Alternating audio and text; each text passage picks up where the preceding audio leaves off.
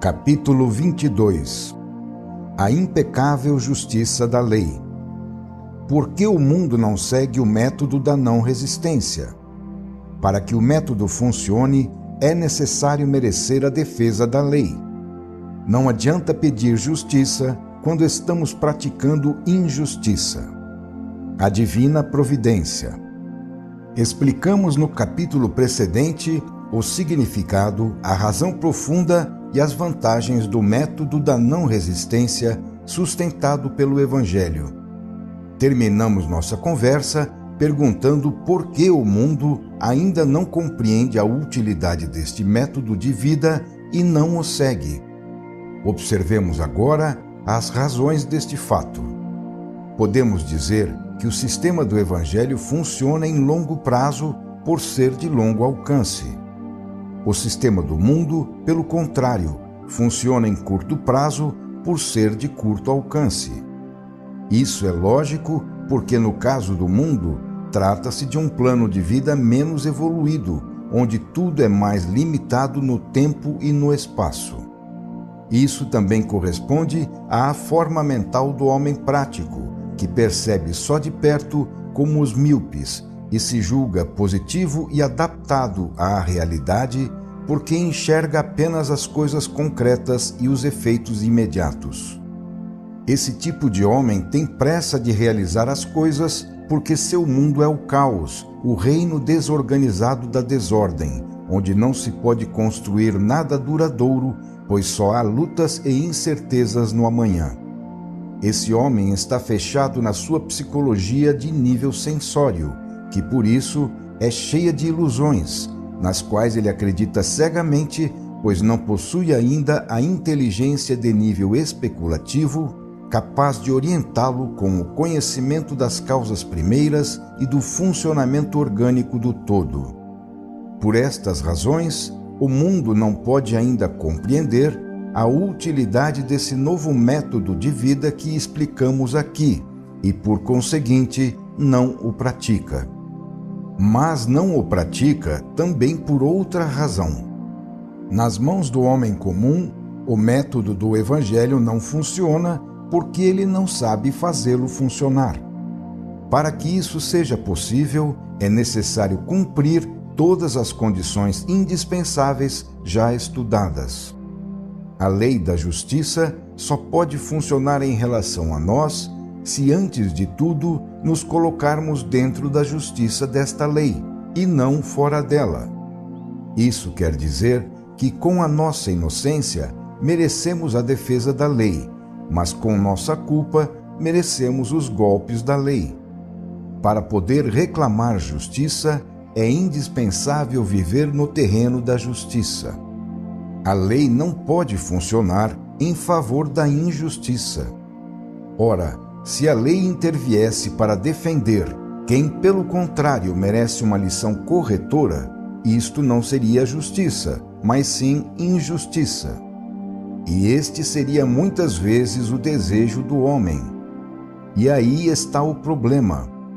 Quando somos atingidos por uma decepção, podemos porventura ter a certeza de que ela foi causada somente por quem a provocou?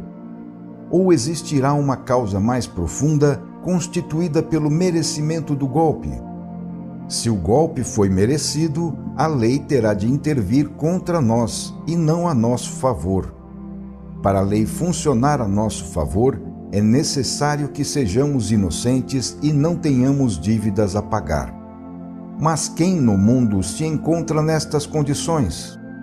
É por isso que na Terra o método da não resistência do Evangelho é julgado utopia absurda.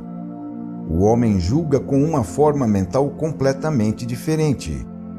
O que lhe interessa não é a justiça, mas sim a imposição do seu interesse por meio da força. Outra psicologia não pode dominar num plano onde vigora a lei da luta pela vida. Como pode a lei defender o ofendido se ele, por sua vez, é um ofensor? Muitas vezes reagimos contra o ofensor ao nos alegrarmos com a chegada de sua punição, merecida por ele e aplicada pela própria lei, que é justa. Porém, nesse momento, por estarmos festejando a justiça, estamos, na verdade, praticando uma injustiça e, com isso, merecendo uma punição da própria lei. Como podemos exigir que os outros nos paguem suas dívidas quando nós ainda não lhes pagamos as nossas? Como podemos, no banco da justiça da lei, criar e exigir créditos quando estamos cada vez mais cheios de débitos? Para que o método da não resistência possa funcionar, é necessário primeiramente termos pago à justiça da lei todas as injustiças que antes praticamos contra o próximo. Ao recebermos uma ofensa, em vez de nos dirigirmos ao ofensor, deveríamos falar com Deus e com nós mesmos para saber onde está a verdadeira causa da ofensa e verificar se ela está dentro de nós e não nos outros. No método da não resistência, o problema está equacionado de uma forma completamente diferente daquela utilizada pelo mundo, onde, em geral, cada um prefere atirar a culpa sobre os outros, ao invés de reconhecer sua culpa. Num sistema de justiça como é o da lei, quando somos golpeados, como se pode admitir que a culpa seja dos outros?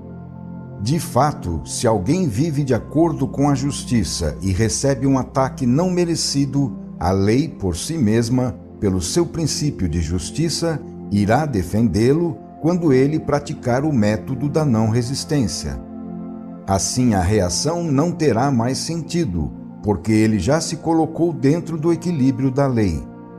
Então, para a justiça se realizar, é justo que ele tenha de ser protegido pela lei, que o defenderá como sendo coisa sua, parte do seu sistema.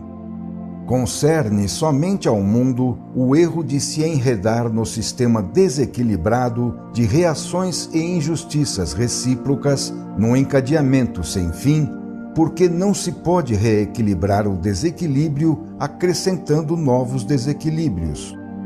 Ao equilíbrio não se pode chegar senão pelo caminho do reequilíbrio próprio da não resistência.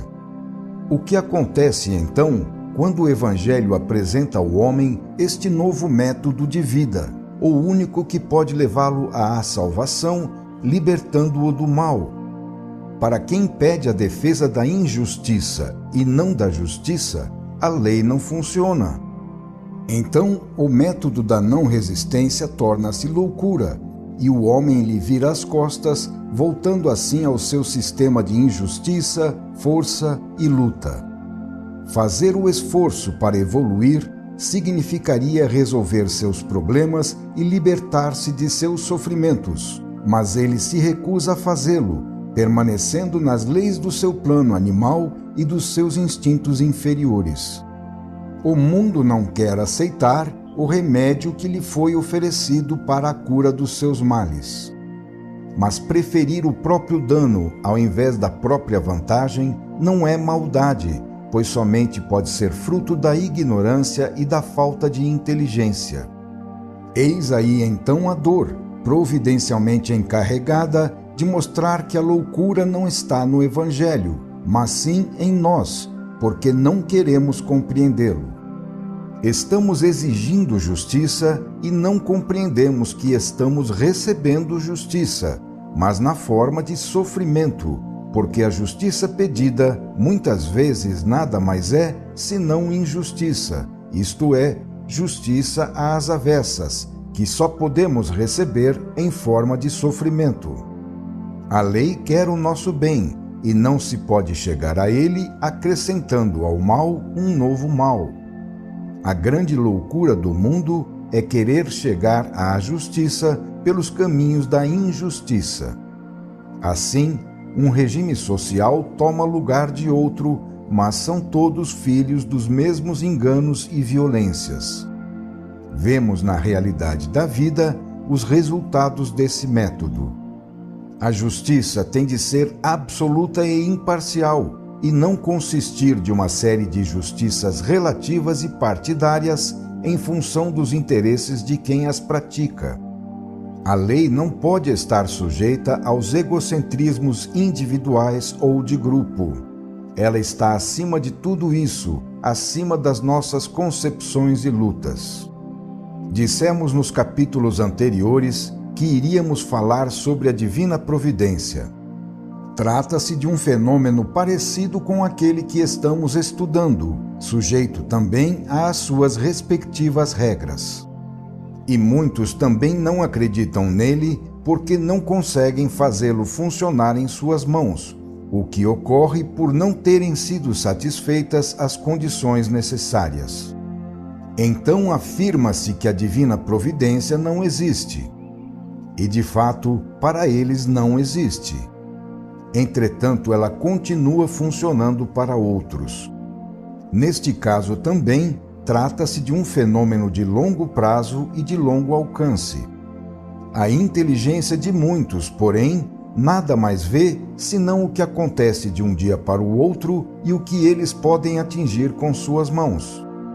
A maioria acredita viver no caos e procura, no momento, agarrar o mais que pode, não suspeitando que vive num universo orgânico onde há sempre tudo de sobra a nosso dispor se fizermos os movimentos certos conforme as normas da lei.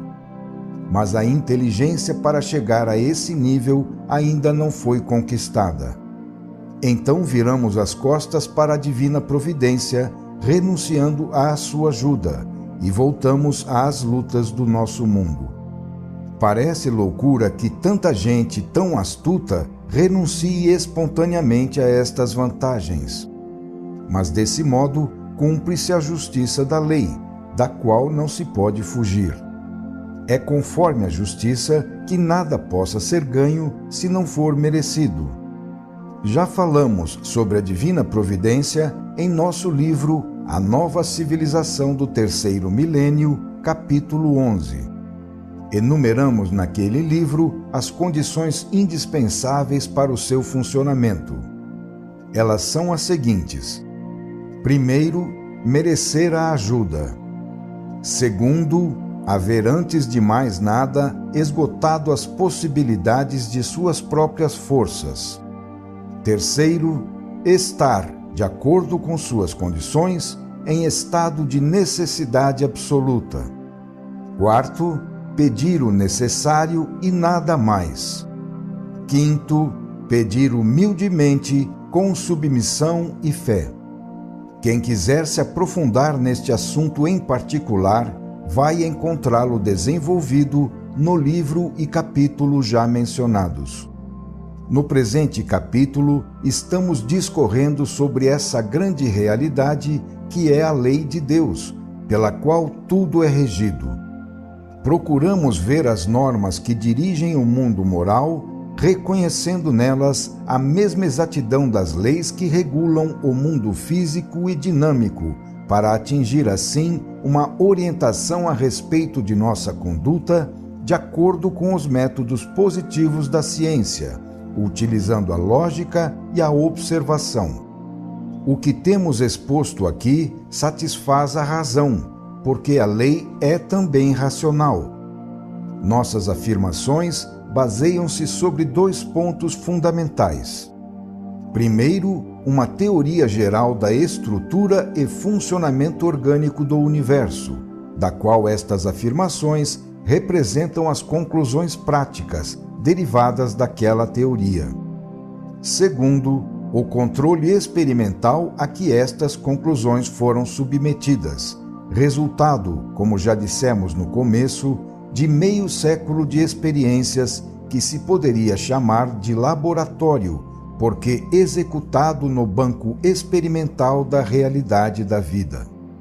Tal como acontece a todos que de alguma forma têm de se movimentar e adotar uma conduta, nós também, percorrendo os caminhos da vida, não pudemos deixar de tocar as teclas da lei e de receber sua resposta através dos acontecimentos. E nada tem mais poder para convencer do que os fatos. Vimos na prática o funcionamento da lei. Podemos, assim, dar testemunho de que ela funciona, devolvendo-nos o que lhe entregamos, retribuindo-nos conforme o que merecemos. E não podemos acreditar, pois isso seria ilógico e injusto que a lei, sendo a mesma, não venha a funcionar da mesma forma para todos. Não queremos com isso impor crença alguma. Só podemos convidar todos aqueles que se interessarem por estes conceitos a experimentá-los por si mesmos, a fim de realizarem, para sua vantagem, a mesma descoberta. Aqui se encontram explicadas as regras do jogo, para que se possa controlá-las e assim verificar se são verdadeiras. Nosso desejo não é de maneira nenhuma espalhar ideias em busca de seguidores.